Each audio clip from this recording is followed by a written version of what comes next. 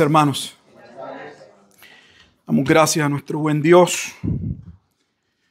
Nos preparamos para la predicación de la palabra de Dios. Con ello en mente abrimos nuestras Biblias en el libro de Deuteronomio. Capítulos 14 y 15 fue la porción que el domingo pasado estuvimos predicando.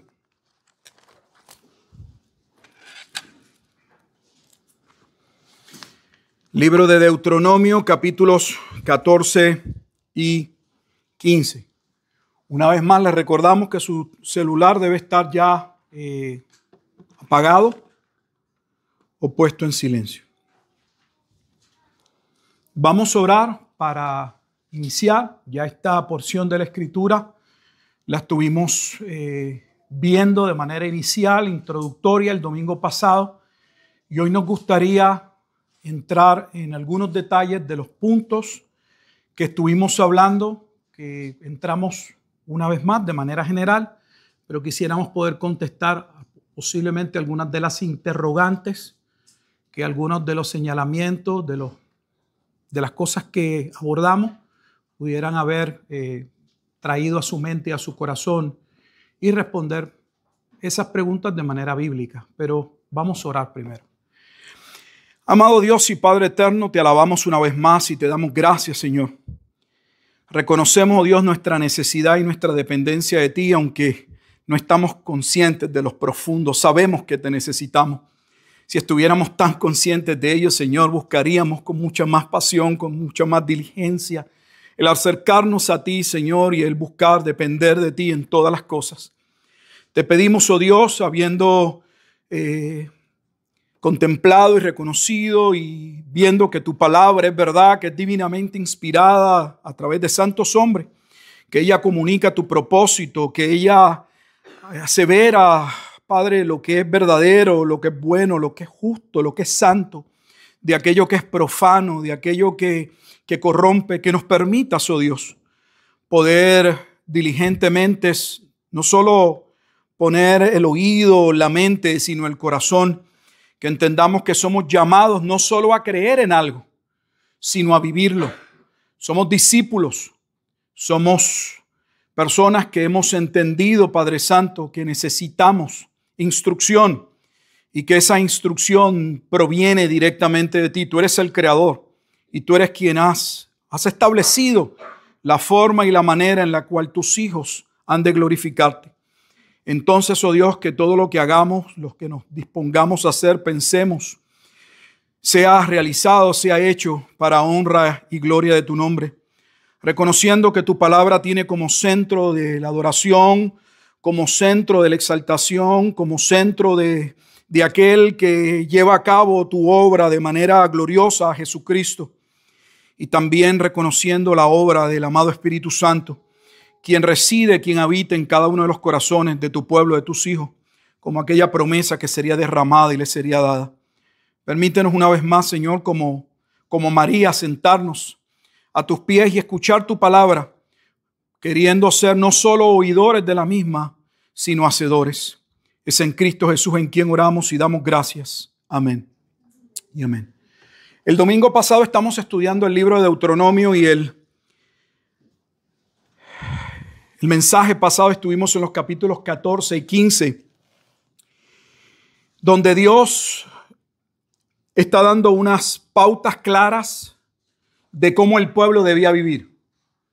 La razón de la diferencia y la manera en la que debían proceder está ligada al Dios que los había salvado. El único Dios, pero un Dios que se presenta como un Dios santo, por lo tanto su pueblo habría de ser un pueblo santo. El versículo 2 del capítulo 14 lo dice de manera clara cuando dice, porque eres, no dice que vamos a llegar a ser, porque eres pueblo santo. La palabra santo significa, estos son un pueblo que yo he escogido, que ha sido apartado, que yo he separado para mí. Eso significa ese concepto de santo dentro del pasaje. Yo los he apartado. ¿Para quién? Dice, a Jehová tu Dios. Para Jehová, Jehová ha escogido ese pueblo. Y Jehová te ha escogido para que le seas un pueblo único de entre todos los pueblos que están sobre la tierra. Así que la manera en la que el pueblo de Dios debía vivir, cómo debían relacionarse, todo lo que iban a pasar a hacer dentro de aquel territorio de Canaán, debía enmarcar, debía estar centrado en la persona de Dios. Y tenía que tomar como base en todo su palabra. Eran el pueblo del libro, como los creyentes. Nuestra cultura, si usted quiere hablar de esa manera, nuestra ética, nuestra moral, no es situacional, no es lo que el Estado disponga o diga, no es lo que nos enseñaron en la escuela, es lo que la palabra de Dios afirma y dice y establece. Por eso somos llamados a vivir, aunque por ello también seamos perseguidos o menospreciados o no entendidos.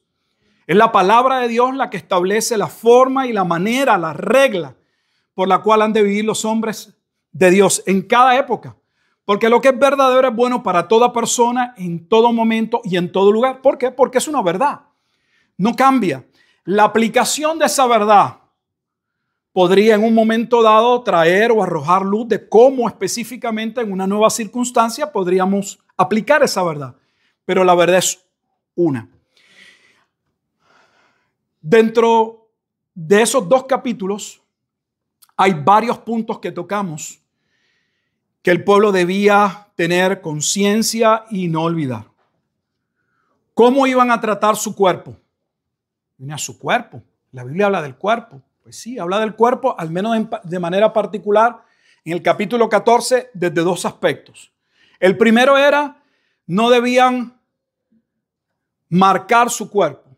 La palabra era, no debían sajarse, no debían raparse la cabeza.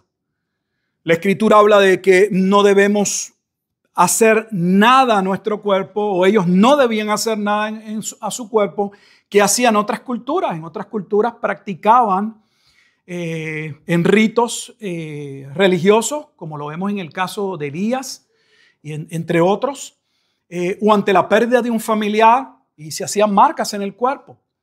Hoy hay personas que se tatúan, se escriben el nombre de su mamá o te recordaré mamá o lo que sea. La Escritura habla que no debían hacer nada de esas cosas que practicaban esos pueblos o esas 7 naciones que ellos iban a entrar a poseer sus tierras. Pero alguien podría decir, bueno, pero eso es un concepto solo antiguo testamentario. No, el Nuevo Testamento claramente establece. En primera carta a los Corintios, en el capítulo 6, le invito a ir que nuestro cuerpo es templo del Espíritu Santo. Primera carta a los Corintios, Nuevo Testamento, capítulo 6.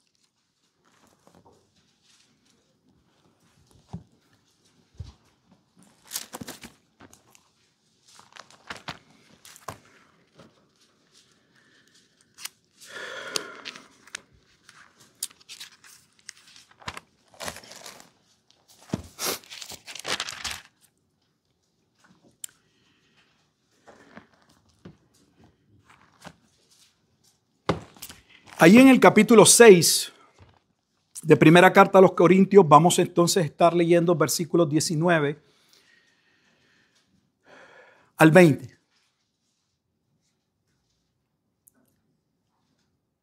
De hecho, podríamos leer algunos versículos anteriores al 19. Voy a empezar en el 18 solo para que vean que se habla de ciertos pecados que tienen que ver con cómo disponemos o cómo usamos nuestro cuerpo, como lo va a ver en el versículo 18 hablando de la fornicación. Huid de la fornicación. Cualquier otro pecado que el hombre cometa está fuera del cuerpo, mas el que fornica contra su propio cuerpo peca. Y mira la pregunta que inmediatamente surge en el versículo 19. ¿O ignoráis que vuestro cuerpo es templo del Espíritu Santo, el cual está en vosotros? ¿Quién está en vosotros? El Espíritu de Dios, o sea, Dios mismo. El cual tenéis de Dios y que no sois vuestros. Entonces, ¿a quién le pertenecemos? A Dios. ¿Podemos hacer con nuestra vida, aún con nuestro cuerpo, lo que querramos? No. Nuestra vida completamente le pertenece a Dios. Pastor, no lo veo claro en el versículo 19. Vamos al 20. Porque habéis sido comprados. Porque habéis sido comprados por precio. En otras palabras, dentro del contexto, claramente está hablando de alguien que era un esclavo, que había sido redimido, comprado. Entonces usted se debe, en el contexto, se debían a la persona que los había comprado. Pero ¿quién nos compró? ¿En qué sentido éramos esclavos del pecado? Esclavos del pecado. Éramos esclavos porque éramos esclavos del pecado. ¿Quién nos sacó de esa esclavitud del pecado? ¿Quién nos compró? Dios por medio de Cristo. Porque habéis sido comprados por precio. Glorificad pues a Dios en vuestro cuerpo y en vuestro espíritu, los cuales son de Dios. El versículo 20 no está tratando, ¿verdad? Hay personas que solo lo digo por si alguien podría pensarlo. Hay a veces discusiones teológicas que me parece que no deberían tener tanta trascendencia y dividirnos, como es el caso de si el ser humano es una dicotomía o una tricotomía o un ser tripartito. Me explico. Si el ser humano es un ser, es uno solo, pero si ese ser humano está compuesto de cuerpo y alma, donde el alma y el espíritu es lo mismo, o sea, es cuerpo y espíritu, como estaría presentando el versículo 20, o si es un ser tripartito, una tricotomía, es un ser que consta de tres partes, espíritu, alma y cuerpo, como puede ser visto en 1 Tesalonicenses capítulo 5, versículo 23. Y todo vuestro ser, espíritu, alma y cuerpo sean guardados irreprensibles para la segunda venida de Jesucristo. No hay confusión, no es el mismo que escribe en Tesalónica, es el mismo hombre que está escribiendo en 1 Corintios por el mismo Espíritu Santo. No hay confusión. Lo único que se quiere establecer es que la totalidad del ser, del hombre, del que Dios salvó, tanto su cuerpo físico como su espíritu, ambas cosas le pertenecen a Dios. Y eso es sumamente importante porque a veces tenemos un concepto dentro de nuestras iglesias de filosofía oriental. En las filosofías orientales lo que se salva o lo que necesita ser redimido es el alma o el espíritu. Por eso el concepto, por ejemplo, en las religiones de la reencarnación, si uno va a terminar uniéndose a Brahma o al Nirvana, y donde hoy una rueda del samsara o una rueda de la reencarnación, de la transmigración de las almas. Pero en el cristianismo, Dios salva la totalidad del ser. Por eso es que parte de lo que vemos inmediatamente en las confesiones o en los credos, como el credo apostólico, era la creencia de la resurrección corporal. No solamente Dios salvó nuestra alma, sino que cuando Él regrese, aquellos que murieron con Él, como los que estén vivos, serán ¿qué? Los que estén vivos serán transformados y los que no serán ¿qué? Levantados. Se habla de esa resurrección. Y una resurrección que, dicho sea de paso, no se limita al creyente, pues Apocalipsis capítulo 20 establece que los no creyentes también serán resucitados para ser presentados y juzgados ante el juicio del tribunal blanco o el juicio ante el gran trono blanco, debo decir. Muy bien. Así que la Escritura establece que todo lo que somos, cuerpo y alma, le pertenece ¿a quién? ¿Tenemos el derecho a hacer con nuestro cuerpo lo que querramos? ¿Vestir como querramos? ¿Lo que usted quiera aplicar? No. En el contexto no habla de cada uno de esos puntos, pero habla específicamente de estar haciéndose marcas, algo que ya estaba en el Antiguo Testamento, por ejemplo. Vaya conmigo al libro de Levítico. Levítico, vamos a regresar al Antiguo Testamento. Levítico y vamos al capítulo 19.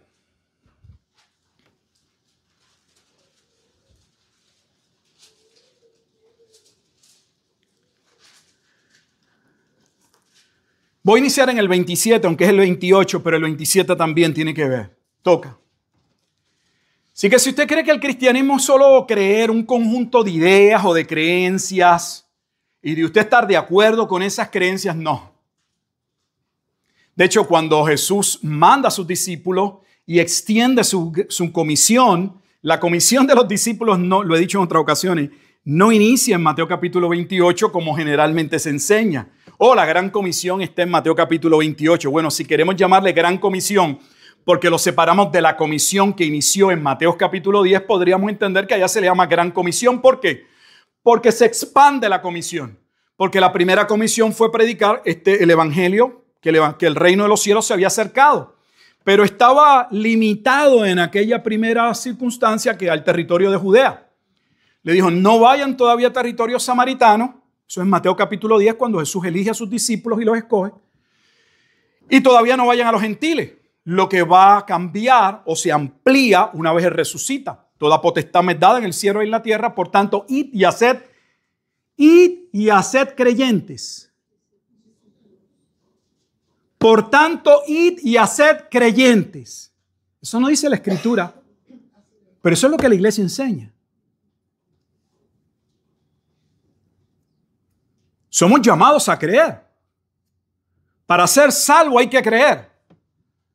Pero la salvación no es una creencia, es más que una creencia. Ni tan siquiera son llamados creyentes, aunque lo son. Son discípulos. Y son discípulos que no solo creen algo, son discipulados ¿para qué? Para que guarden todas estas cosas. O sea, para vivir la palabra de Dios. ¿A alguien se le ha ocurrido en este contexto que llevamos hace muchos años de este evangelicalismo, que con que usted le diga a alguien algo y esa persona asienta en su mente, pueda creer y decir, no tengo problema con lo que se está diciendo, con eso es salvo? Eso no enseña la Escritura. Mucho más complejo. Tenemos la mala tendencia a querer hacerlo todo tan simplificado que en nuestra simplificación y reducción sacamos elementos que son importantes.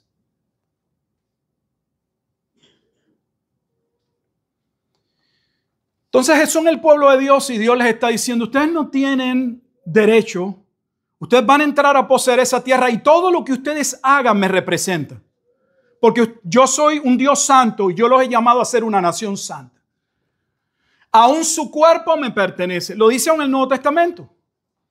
Cuerpo y espíritu. Todo. Alguien puede decir, no, lo que Dios salvó es mi espíritu. Lo que yo haga con mi cuerpo no es importante. De hecho, eso sucedió en el Nuevo Testamento. Parte de esos que creían de esa manera eran los famosos llamados gnósticos, que viene de la palabra griega gnosis. Gnosis significa conocimiento. Ellos creían que lo que Dios salva es el alma o el espíritu. Y que esa salvación viene a través de la gnosis, de un conocimiento, una revelación especial que llega al interior. Por lo tanto, como lo que Dios salva es el interior y no el cuerpo, lo que hacemos con nuestro cuerpo no es importante. Eso no enseña la Escritura. Entonces, todo es importante. En Levítico capítulo 19, versículo 27 y 28 dice, no haréis tonsura en vuestras cabezas, ni dañaréis la punta de vuestra barba, y no haréis rasguños en vuestro cuerpo por un muerto, ni imprimiréis en vosotros señal alguna. O sea, no te escribas nada en tu cuerpo. Mire, lo más probable es que aquí haya personas con tatuajes. No se equivoque, no se preocupe, no se vaya. Ay, Dios mío. Hoy me cayó a mí, si tengo un tatuaje que me hice, aquí el pastor me va a condenar y me va a mandar al infierno. Hay muchas cosas que todos nosotros hicimos en algún momento de nuestra vida que está mal. Y están ahí. ¿Qué hacemos? Son parte de nuestra antigua manera de vivir, pero también son parte del testimonio de cómo Dios transforma a personas que en un momento determinado vivían rebeldes, de espalda a Dios. Así que no se vaya viendo lo que estamos diciendo, pero tampoco se ponga un peso mayor sobre algo que sucedió. Pero si usted es cristiano y está pensando, como hiciste hoy, en si me escribo Cristo te amo para siempre, no se escriba nada. No se marque su cuerpo. Somos cartas abiertas leídas por todos los hombres. Y lo importante es cómo vivimos, cómo nos desenvolvemos, quiénes somos. Ahí lo dice, con toda claridad. No hay rasguños en vuestro cuerpo por un muerto, ni imprimiréis en vosotros señal alguna, ninguna. ¿Y quién lo firma? Yo, Jehová. O sea, que no es Moisés quien le está diciendo al pueblo, a mí me parece, yo creo, yo le sugiero. Esto es lo que Dios manda. Lo segundo con relación al cuerpo que vimos fue la alimentación. Recuerdan que empezó a decir, hay ciertos animales que pueden comer y hay otros animales que no pueden comer.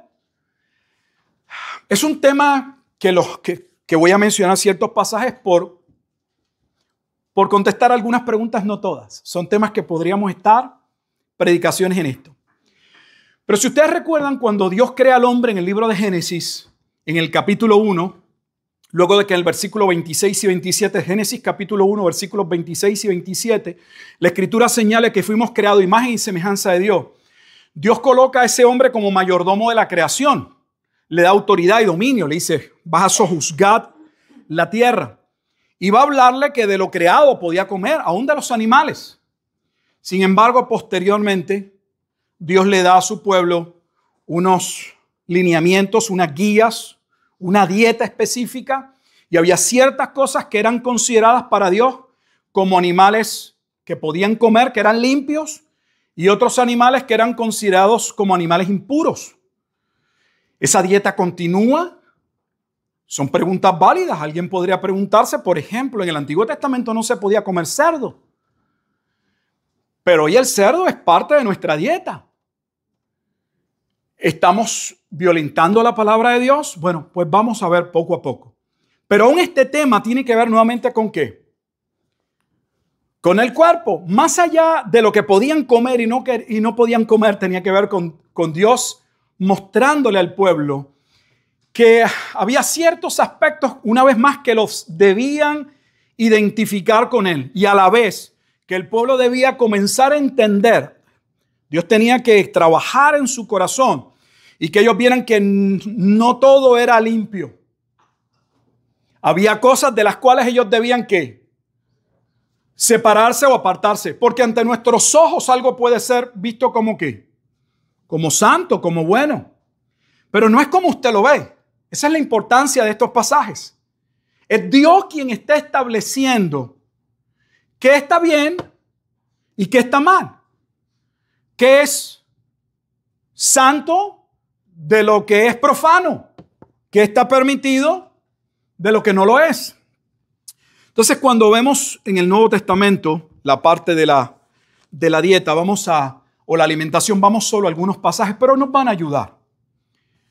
Que es parte de qué debemos hacer con nuestro cuerpo. Especialmente ahora vamos al aspecto de la alimentación que se toca en ese capítulo 14 de Deuteronomio.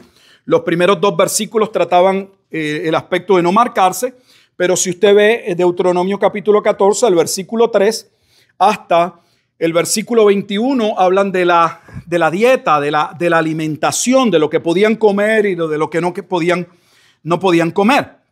Entonces vamos al Nuevo Testamento para ver algunos versículos importantes.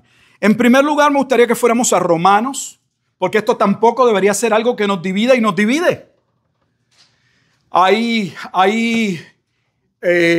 llamadas iglesias que se separan y creen que ellos son la iglesia verdadera. Y uno de esos elementos o creencias o prácticas dentro de esas iglesias tiene que ver con la dieta o con la alimentación. Adventistas del séptimo día, por ejemplo. Miren lo que la Escritura, cómo aborda el tema de la alimentación. Romanos capítulo 14. Vamos a varios versículos que nos ayuden. Romanos capítulo 14.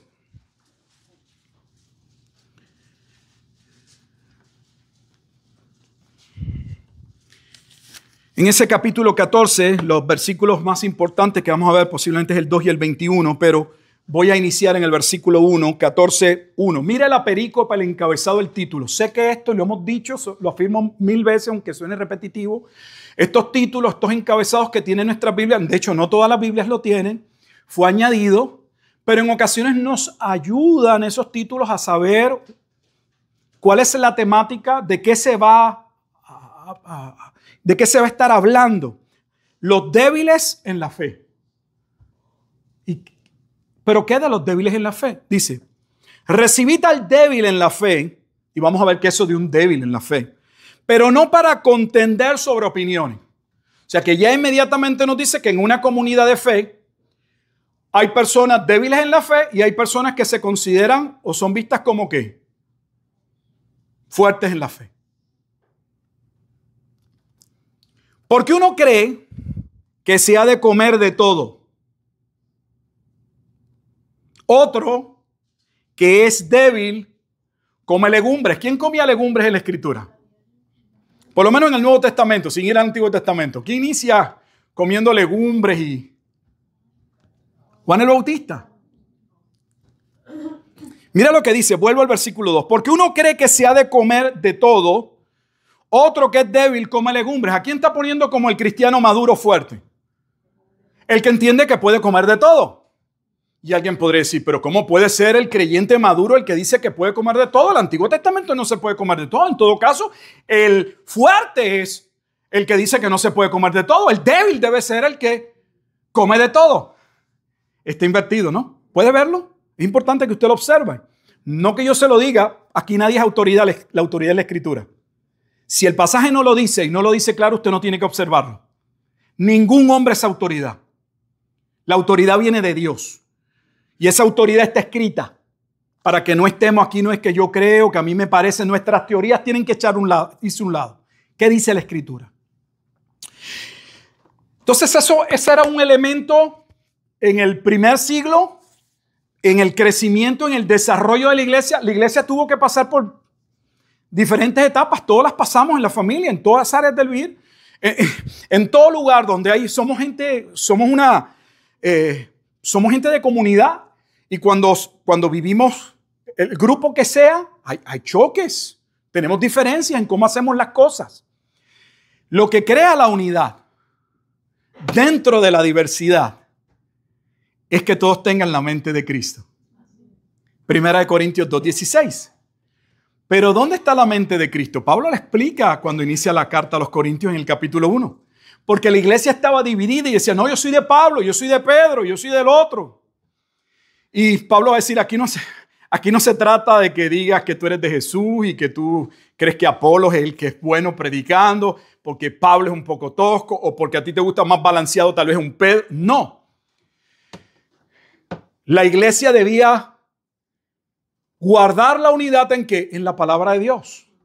La palabra de Dios nos une o nos separa. Lo que le da cohesión a la iglesia no es que nos pongamos de acuerdo, vamos a permanecer firmes. Para empezar, los que somos de Dios estamos unidos. A usted le gusta a su hermano, no le gusta a su hermano, si ese hermano está unido al cuerpo de Cristo, a usted no tiene que gustarle. Entonces la iglesia pasó por muchas situaciones y una de ellas era la cuestión alimentaria. Y había razones para que la iglesia tuviera dudas sobre la alimentación. ¿Por qué? Bueno, pues estamos en Deuteronomio, en el capítulo 14, y estamos estudiando que hay unas leyes y unas reglamentaciones sobre qué se puede comer y no se puede comer. Y era obvio, era razonable que alguien dijera, eso no te lo puedes comer. En ese mismo capítulo 14, vamos a adelantar un poco la lectura. Versículo 19. Así que sigamos lo que contribuye a la paz. Aquí cuando dice que sigamos lo que contribuye a la paz, y estoy adelantando y te voy a poner el contexto, no es que en vías de que no nos peleemos, en vías de que no nos separemos, en vías de que no entremos en conflicto, vamos a poner la doctrina a un lado. Es lo que ha hecho muchas iglesias. Nosotros, es que la ignorancia en la iglesia de hoy es abismal. Te oye pastores diciendo, nosotros no somos una iglesia doctrinal. Oye, si usted no es una iglesia doctrinal, Yo entiendo que no saben ni lo que significa doctrina. Doctrina es enseñanza. Algo enseñan, pues tienen doctrina. Si es bueno o malo, ese es otro asunto. Pero lo que quieren decir es, no somos una iglesia doctrinal. Lo que quieren decir con eso, y nosotros navegamos en zonas grises. Aquí no entramos en temas no nos dividimos. Aquí buscamos la cultura de peace and love, de la paz y el amor. Aquí buscamos todo pasaje que pueda ser controversial, el pastor no lo predica.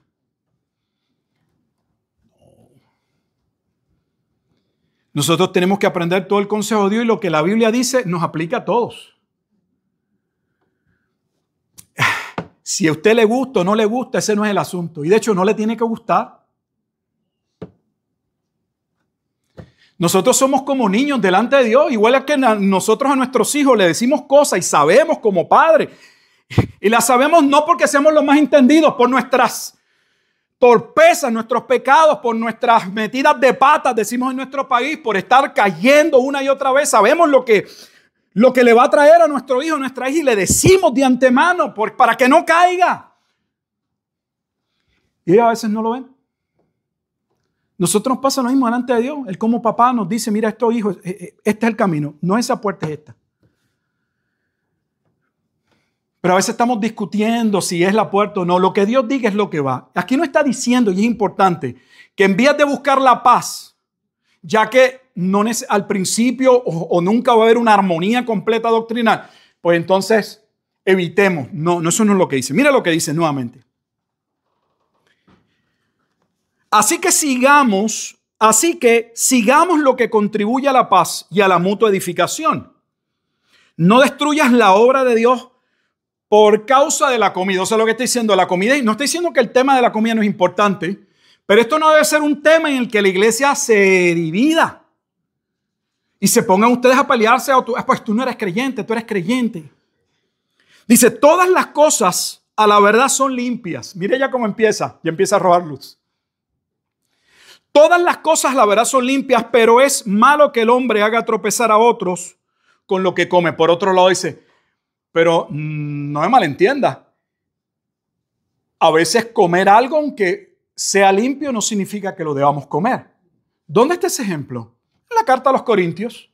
Cuando se toca el tema también de la alimentación, específicamente aquellos alimentos que tenían que comprar en el mercado que eran sacrificados a los ídolos.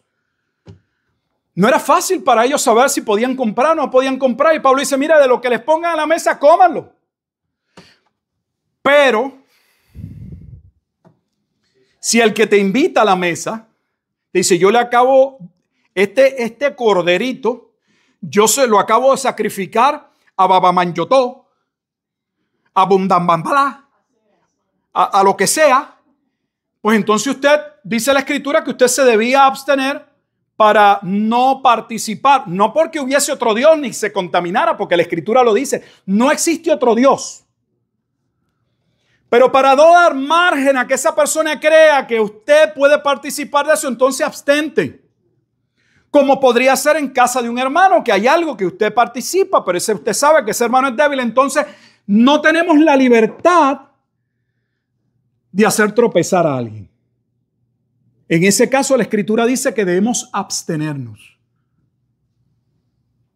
Tenemos que ser claros. O sea, que aún hay momentos en los que podríamos participar y hay otros momentos en el que el mismo alimento tendríamos que no hacerlo. Bueno es comer carne. Ave María, qué bueno, ¿eh? No necesariamente. Por lo menos las de hoy. Bueno, no voy a entrar. Pero ustedes saben que están llenos de mugrero. Les meten hormonas de crecimiento, antibióticos. ¿Y qué no hacen con los alimentos y con los animales? Por eso estamos llenos de enfermedades y 20,000 cosas. Y luego no las venden como si fueran comida limpia, sana, saludable. Y luego se atreven a ponerle sellitos de cuestiones rabínicas de que son kosher y aquello cuando nos están matando. Qué criminales son, ¿no? Sí, que queden récord. Bueno es no comer carne, ni beber vino, ni nada en que tu hermano tropiece. O sea, No está diciendo que no se pueda comer carne y tal vez le va a chocar a algunos. Tampoco está negando. Sé que algunos me dicen, pastor, no se puede tomar vino. Eso no es lo que está diciendo.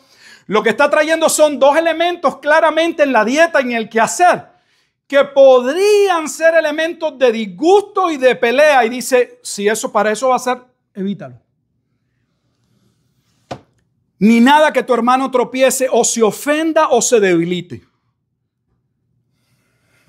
Pastor, todavía no está tan claro. Vamos a la visión de Pedro. Aunque alguien puede decir, bueno, esa visión necesariamente no habla de la comida. Pero está el elemento de la comida. Hechos capítulo 10. En la medida que avancemos en los versículos, vamos a poder viendo un poco mejor. Hechos, libro de los Hechos históricos, capítulo 10.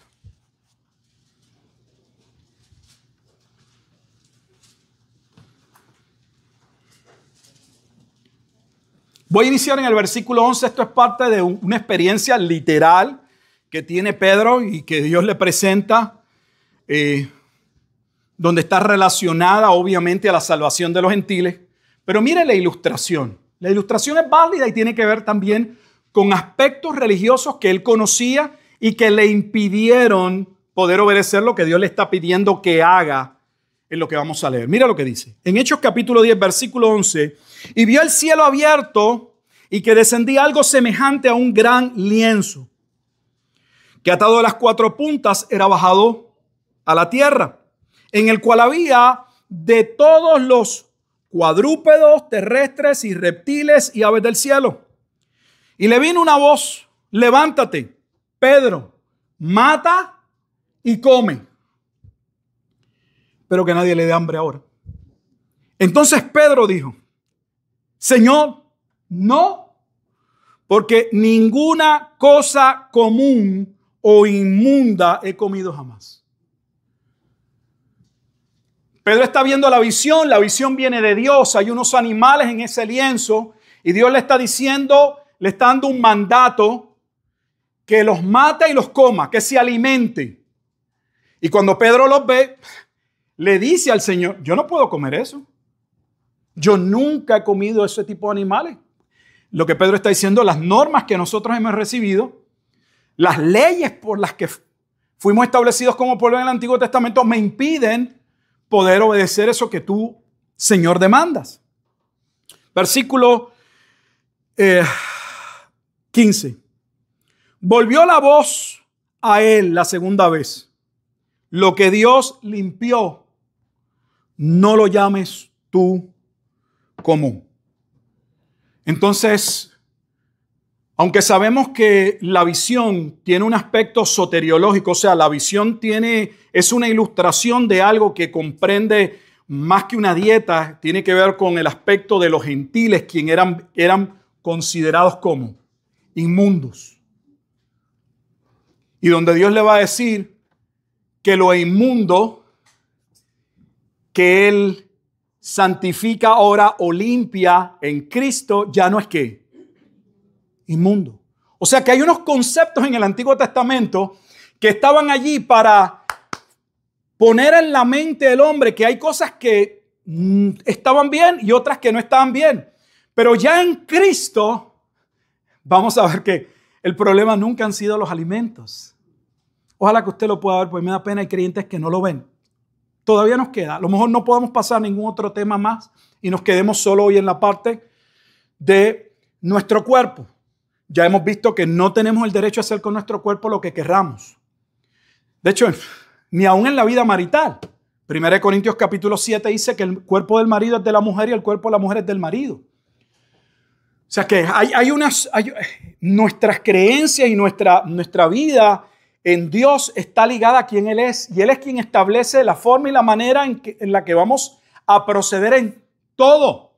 Lamentablemente, pues nosotros venimos como el pueblo de Israel de Egipto, del mundo. Todos. Y donde, dependiendo del tiempo que pasamos en Egipto, unos tenemos un bagaje mayor o menor. Ese bagaje que tenemos en nuestra mente, esas creencias, esos pensamientos, eso que hemos aceptado, eso no se borra el día que vinimos a Cristo. Está ahí, por eso la Biblia dice que debemos renovar nuestros pensamientos. Efesios 4, 22 al 24, lo citamos muchas veces. Despojaos pues del viejo hombre que está viciado conforme a deseos engañosos. Efesios 4, 23, y renovaos en el espíritu de vuestra mente. Se nos advierte a no tomar el molde o el patrón del mundo. Romanos 12, 2, no os conforméis a este siglo. ¿Por qué se nos advierte? Porque nuestra tendencia es que a seguir, y si es aceptado y si no es cuestionado y si le gusta la carne, olvídese que por ahí voy. Ve usted que a lo que a nosotros nos cuesta es hacer lo que es correcto. Porque lo que es malo hasta lo aprendemos muy rápido. Lo que Dios limpió, no lo llames tú común. Entonces hay cosas en el Antiguo Testamento, nuevamente, que tenían el propósito no de establecer que había un animal realmente que era impuro. Los animales no pecaron contra Dios, hacen exactamente y están ahí como Dios los creó. Somos nosotros los que nos rebelamos contra Dios. Vamos a ver que la impureza no tiene que ver con lo externo, sino con lo que sale de nuestro corazón.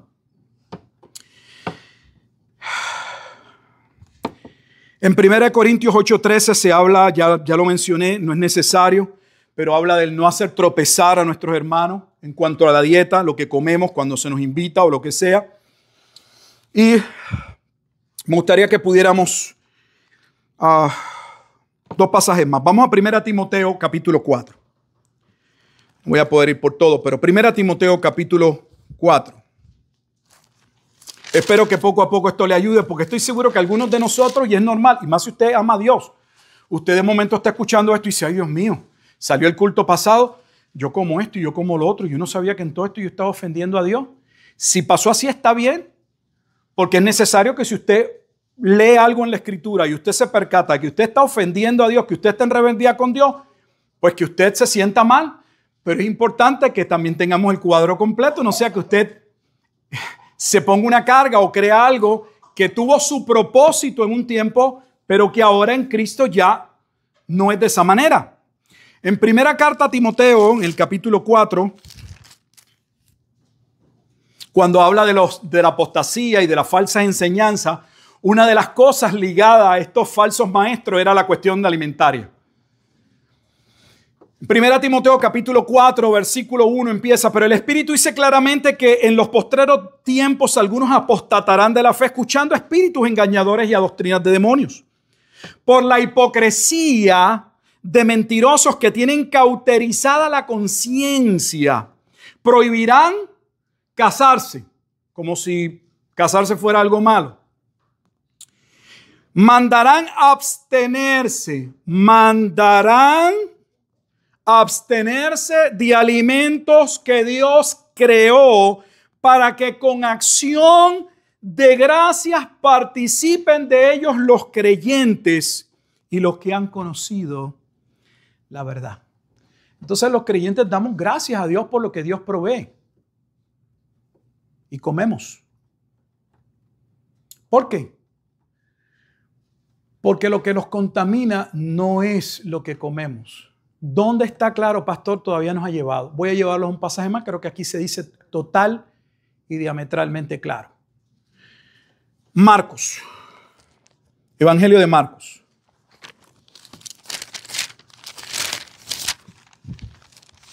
Capítulo 7.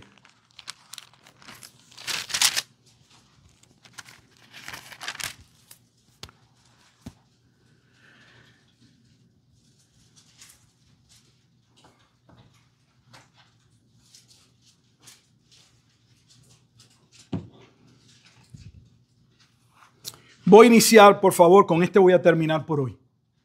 Sé que es un poquito más temprano, pero no me va a dar tiempo. Creo que es necesario. De hecho, cuando me fui el domingo, yo mismo pensé como que hice un resumen y hay muchas lagunas que se pueden haber quedado. De hecho, algunas personas ya me habían hecho algunas preguntas,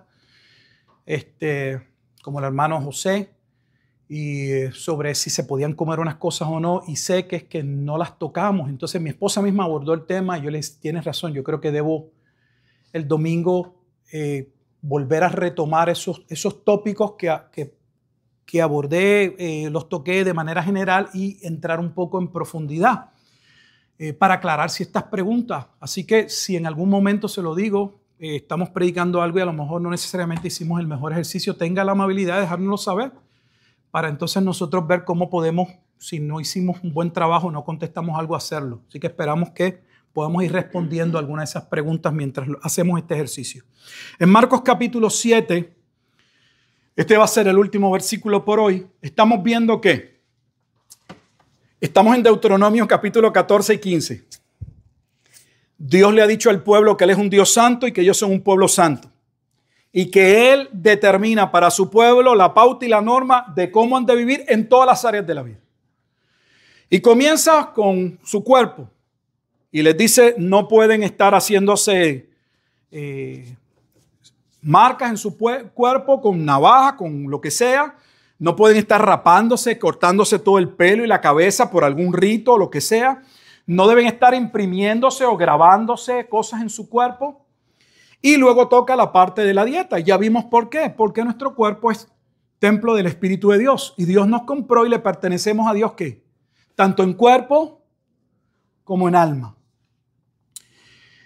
En términos de la dieta, ¿hay algunos alimentos que no podamos todavía comer? Marcos capítulo 7 es claro. Y voy a iniciar la lectura en el versículo 15. Por favor, vea conmigo y le digo que por favor vea conmigo porque una vez más es la Escritura la que debe aclarar nuestros pensamientos. Nada, escuche bien cómo inicia. Nada es nada. Nada no son algunas cosas, pocas, todas menos una. Nada es nada. Cero, absoluto, nada. Nada hay fuera del hombre que entre en él, que le pueda contaminar. Y escuche bien en el contexto, porque hay muchas cosas que están fuera que nos contaminan. Pero aquí está hablando de los alimentos, va a ver. Porque Jesús había dicho, cuidado con lo que oís, porque lo que oís se os añadirá. Entonces no hay una contradicción, por eso quiero ir con calma. Vamos a ver que en el contexto se refiere a alimentos, a que el problema del hombre no es un problema alimentario. Nada hay fuera del hombre que entre en él que le pueda contaminar. Pero lo que sale de él, entonces, ¿qué es lo que está contaminado? Lo está diciendo. Hasta ahí está la doctrina.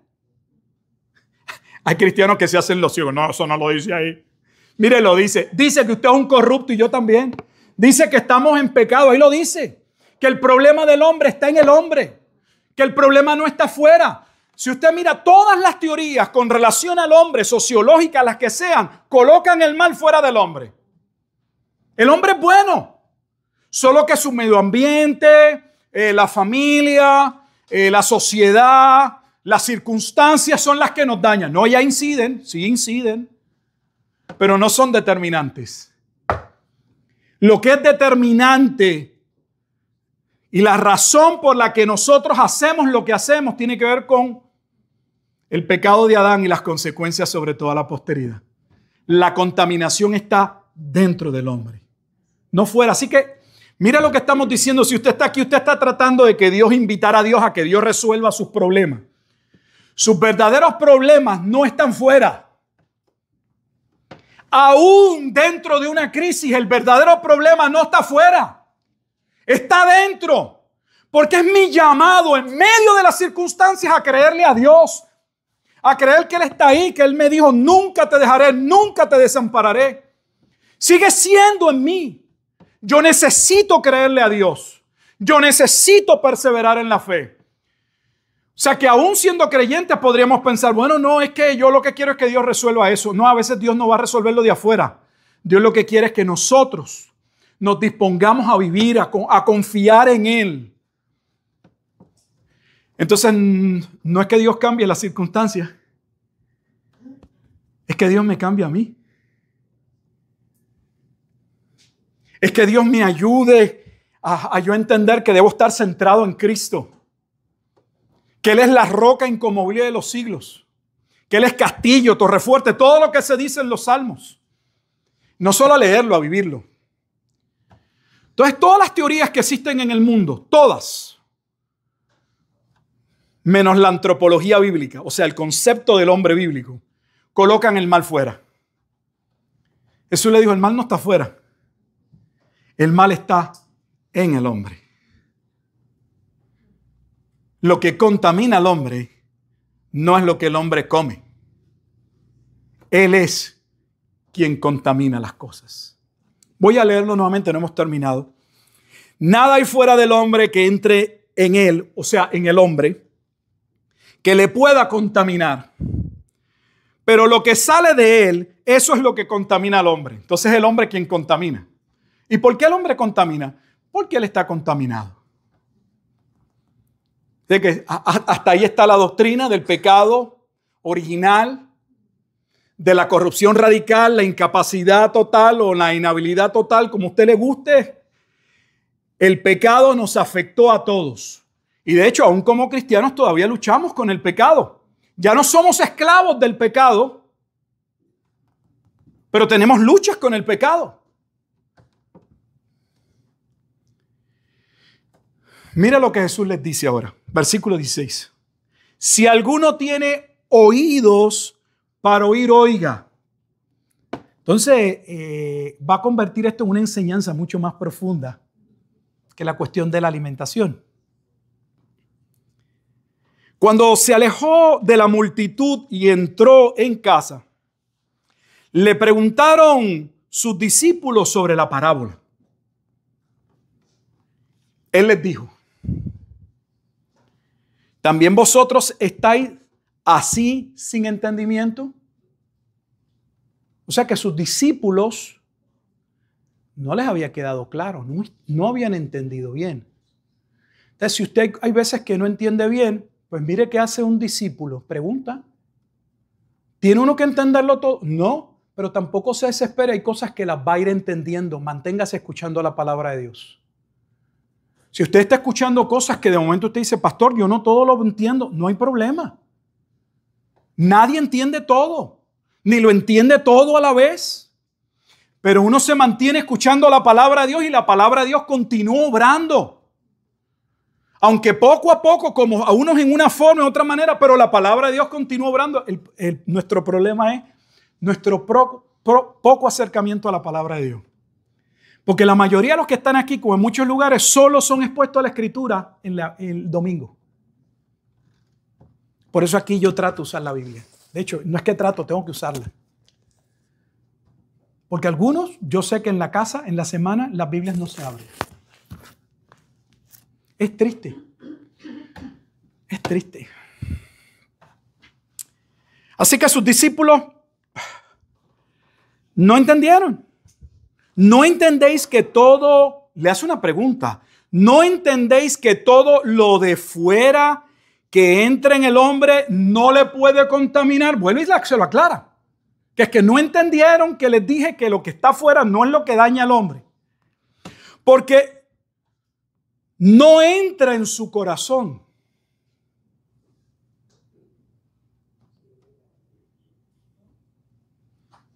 Oye, le está dando una clasecita no solo de soteriología, sino de anatomía, del sistema digestivo. Le está diciendo lo que tú no comes y eso va del esófago al corazón. Parece un ejemplo tonto o parece algo, le está hablando, es muy importante, es más importante que el aspecto solo de la alimentación, que estamos en él para aclarar, para no tener dudas, para poder comer en nuestras casas con alegría. Porque no entra en su corazón, sino en el vientre. Y esta es una clase de anatomía muy rápida. Y del vientre a la letrina. Creo que no tengo que explicarles. Yo sé que algunos más jóvenes podrían decir, yo no he visto una letrina. De hecho, yo tuve que ver una letrina porque yo no sabía lo que era una letrina. En mi casa ya cuando yo me crío lo que había era el llamado toilet. O como usted le quiera llamar. Que usted le da el botoncito. Letrina.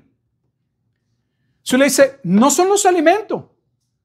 Lo que uno come no va al corazón. Lo que uno come va al vientre y del vientre sale. Es lo que está diciendo. Qué tremendo maestro Jesús. Mira lo que dice. Esto decía, escuche lo que ellos mismos vieron. Yo no le estoy diciendo, oh, el pastor Rufano te está enseñando, está contradiciendo las escrituras. No, yo le estoy enseñando la escritura. Esto decía, haciendo limpios algunos alimentos, algunos pocos, todos los alimentos. Pero decía que lo que del hombre sale, eso contamina al hombre. Salud. Porque de dentro del corazón de los hombres, escuche, ahora lo va a decir con toda claridad, de dónde está el mal, cuál es nuestro problema. Porque los fariseos eran expertos lavándose las manos y comían, ¿no? Hasta criticaron a Jesús, sus discípulos. Oye, pero ustedes, ven acá, qué falta de higiene, ustedes se lavaron las manos antes de comer.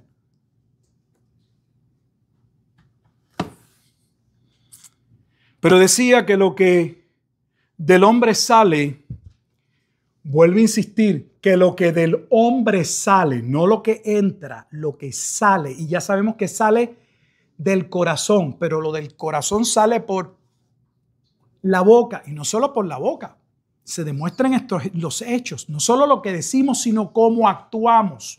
Véalo. Porque de dentro del corazón de los hombres salen los malos pensamientos. O sea, liga el corazón ¿con qué? Con la mente, con el entendimiento, con nuestras pasiones, con nuestros deseos, con nuestras ambiciones, con nuestros caprichos. Porque de dentro del corazón de los hombres salen los malos pensamientos, los adulterios, las fornicaciones, los homicidios, los hurtos, las avaricias, las maldades, el engaño, la lascivia, la envidia, la maledicencia, la soberbia, la insensatez, entre otras. Todas estas maldades, mire cómo le llama, todas estas maldades de dentro salen y contaminan al hombre. Vamos a orar y esperamos en este día haber contestado al menos varias interrogantes. Hay verdades que una vez uno las aprende son base para cualquier otra pregunta. Usted no tiene que aprenderse todos los versículos de lo que debo hacer con mi cuerpo. Con que usted sepa que su cuerpo le pertenece a Dios, entonces usted va a hacer con su cuerpo solo aquello que agrada a Dios, que glorifica a Dios. Y dentro de la alimentación o de esa dieta, ya sabemos que había unas restricciones, que sí las hubo y que el pueblo debía cumplirlas, pero que llegado el tiempo de la consumación de todas las cosas y la obra de Cristo, en Él todas las cosas son tan santificadas, por lo tanto los creyentes podemos disponer de todo lo creado y comer de ellos con acción de gracia. Pero,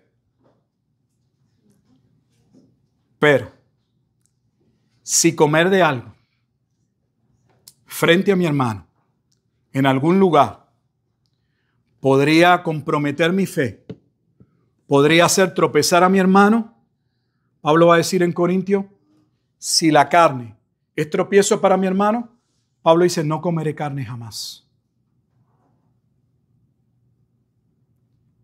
¿Por qué digo esto? Y voy a terminar. Porque está el creyente maduro que no es maduro. Porque luego él cree que como todo es limpio y lo puede comer, que se reviente el que no sabe. Pues si él no sabe, pues que no tiene que estar juzgándome porque yo. No, nos debe preocupar. Vivimos en una comunidad de fe y hay unos que entienden unas cosas y otros que no entienden. Y los que entienden y son maduros deben procurar que ciertos elementos no sean conflictivos, porque hay tantos conflictos que los que no son necesarios. Por eso Pablo les dijo, procuremos la paz y lo que edifica. Entonces, hay cosas por las que vale la pena y son necesarias y hay otras que necesitamos orar y esperar y con entendimiento vamos a ir llegando porque el que comenzó en nosotros la buena obra la perfeccionará. Filipenses capítulo 1, versículo 6. Oramos. Amado Dios y Padre eterno, te damos gracias por este día, por este tiempo, por esta oportunidad que tú nos brindas de ser expuestos a tu palabra. Tu palabra es verdad y te damos gracias porque tú la has preservado. Es maravilloso cómo 66 libros escritos a través de 1500 años, donde hay aproximadamente unos 40 autores o más, puede tener coherencia, correspondencia, congruencia y no entrar en contradicción. Solo eso es posible porque es palabra divinamente inspirada. La reconocemos de esa manera y entendemos que ella es la que pone la pauta, la norma, la que nos dice cómo debemos vivir. Ayúdanos, oh Dios, a vivir por tu palabra. Pero aún, como hoy hemos visto, cuando tu palabra en un momento determinado pueda reclamar y aseverar algo, hay momentos en que necesitamos interpretar las cosas y verlas a la luz del Nuevo Testamento, porque ciertamente hay cosas que eran claras, eran válidas, eran ordenanzas, eran normativas para el pueblo. Pero luego en Cristo, en el cumplimiento de tu soberano plan en el nuevo pacto, ya han sido abolidas o entran en una etapa diferente. Ayúdanos, Padre Santo, a tener una comprensión clara de tu palabra y a poder crecer juntos en la misma, pues creemos que solo tu palabra puede darle esa fuerza, puede mantenernos en esa unidad de espíritu que necesitamos como iglesias locales. Ayúdanos, Padre.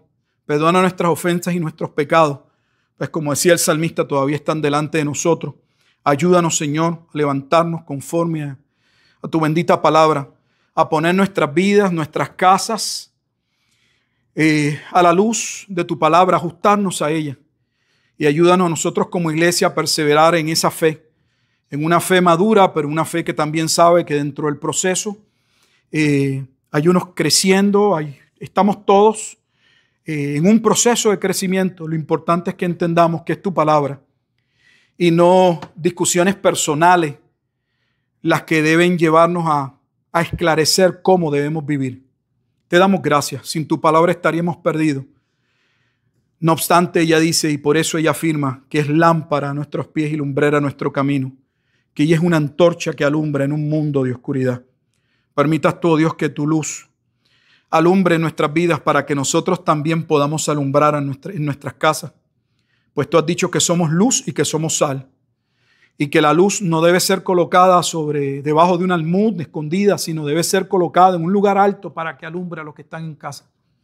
Que así podamos vivir para ser ese pueblo santo, ese pueblo que habla, que vive de acuerdo a lo que el soberano Dios ha establecido para su gloria y para su honra, entendiendo que aquello que te honra y que te glorifica, indudablemente es para nuestro bien.